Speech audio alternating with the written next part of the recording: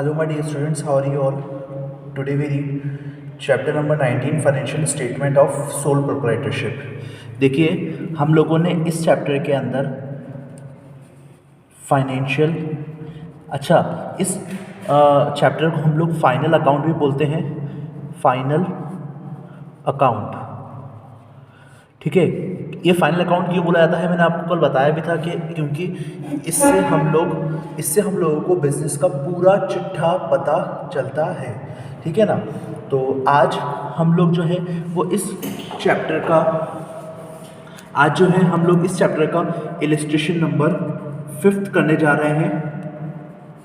ठीक है, और ये कुछ चैप्टर का लास्ट इलस्ट्रेशन होगा ट्रेडिंग अकाउंट का। ठीक है, अब हम लोग जो इसके बाद जो वीडियो होगा वो मैं आप लोगों को प्रॉफिट एंड लॉस के बारे में समझाऊंगा कि प्रॉफिट एंड लॉस क्या होता है, फिर उसके बाद बैलेंस शीट आप लोगों को समझाऊंगा। ठीक है ना। अब देखिएगा, एक बार क्वेश्चन देख लेते हैं हम लोग। क्वेश्चन देख लीजिए एक बार कि कैश परचेज हमें इतनी दे रखी है, क्रेडिट परचेज हम लोगों को इतना दे रखा है, रिटर्न इनवर्ड यानी कि ये सेल्स रिटर्न होता है, यानी कि है 20,000 रुपीज़ कैश सेल से हम लोगों के पास 1,60,000 रुपीज़, क्रेडिट सेल से हमारे पास 11 लाख रुपीज़। रिटर्न आउटवर्ड यानी कि परचेज रिटर्न है हमारे पास 10,000 रुपीज़ के, फ्राइट है हमारे पास, फ्राइट इनवर्ड 3,000 रुपीज़ की, कैरिज इनवर्ड है हमारा 3,000 रुपीज़ के। अगर कैरिज आउटवर्ड होता तो वो इनडायरेक्ट एक्सपेंसेस हमें काउंट करते। वेजेस है हमारा, वेजेस और सैलरीज हमारा 4,000 रुपीज़ की, और ओपनिंग स्टॉक है हमारी 1,50,000 रुपीज़ की, और क्लोजिंग स्टॉक है हमारा 88,000 रुपीज़ का। ठीक है, cost but it's not realisable value, market value is 84,000 rupees, यानी कि क्लोजिंग स्टॉक जो है वो हमारा 88,000 रुपीज़ का है, लेकिन ये कोई भी रियलाइज वैल्यू नहीं है, इसकी मार्केट वैल्यू जो है वो 84,000 रुपीज़ है। ठीक है, तो हम लोग इसको 84,000 रुपीज़ से मार्क करेंगे। ठीक है ना। चलिए फिर हम लोग इसको स्टार्ट करते हैं। जल्दी से मैं आप लोगों को बताता हूँ कि देखिए हम लोग यहाँ पर लिखते हैं ट्रेडिंग अकाउंट, ट्रेडिंग अकाउंट,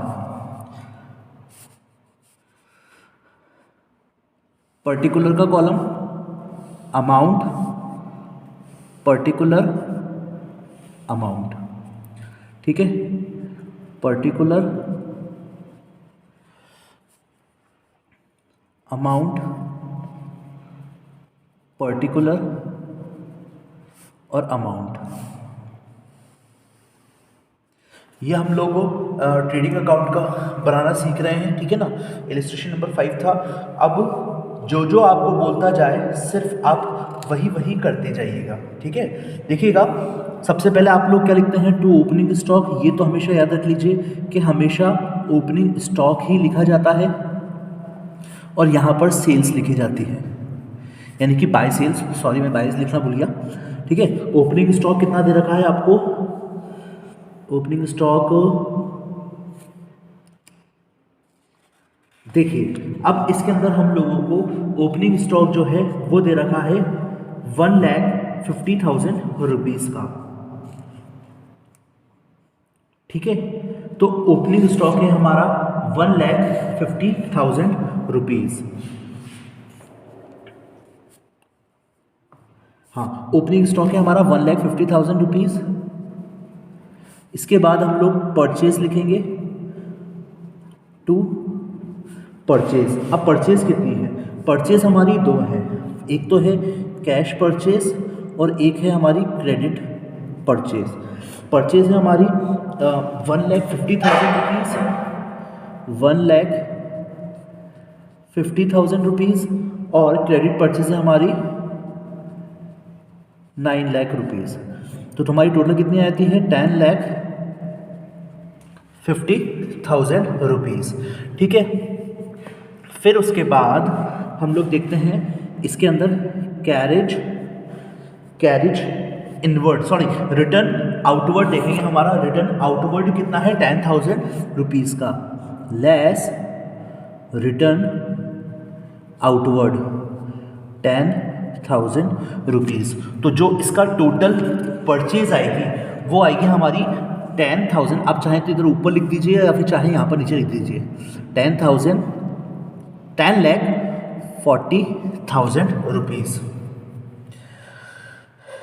ठीक है। नेक्स्ट हम लोग आगे चलेंगे, हमारी है फ्राइट इनवर्ड, ठीक है ना। फ्राइट इनवर्ड, फ्राइट इनवर्ड क्या होता है, वो है हमारा 3000 रुपीज़ का। फिर आता है हमारा कैरेज इनवर्ड का, कैरेज इनवर्ड। अच्छा, कैरेज इनवर्ड कितना है, कैरेज इनवर्ड हमें दे रखा है 3000 रुपीज़। इसको थोड़ा सा और बड़ा कर लेता हूँ।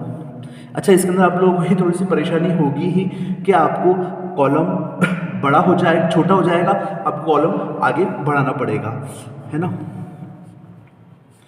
To wages and salaries, wages and salaries 4000 rupees के, ठीक है।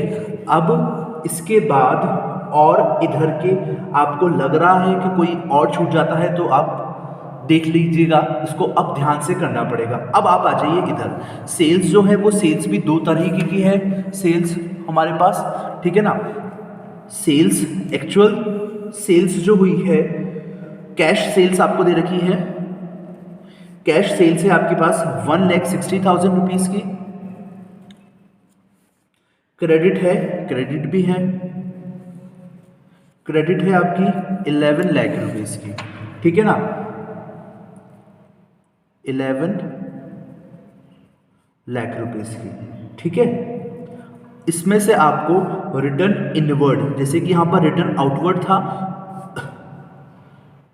ये कितना हो जाता है 12,60,000 रुपीज़।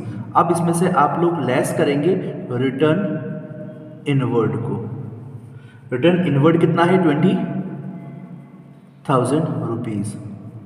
तो आपका टोटल जो सेल्स आ जाएगी वो आ जाएगी 12,40,000 रुपीज़, ठीक है। अब यहाँ पर आ जाएगा by sales, by closing stock, by closing stock. देखिएगा क्लोजिंग स्टॉक जो है वो हम लोगों को रियलाइजेबल नहीं है, यानी कि मार्केट वैल्यू जो भी आपका कम आता है, ठीक है। देखिए स्टॉक, क्लोजिंग स्टॉक के अंदर रियलाइजेबल, नेट रियलाइजेबल वैल्यू या फिर मार्केट वैल्यू जो आपकी कम होगी वही आपका स्टॉक होगा, ठीक है ना। मैं यहाँ पर लिख देता हूँ जिससे कि आप लोगों को पता रहेगा, याद रख लीजिएगा। ये नोट है, सॉरी, ये नोट है हमारा, क्या है कि closing stock, closing stock is valued at cost और नेट रियलाइजेबल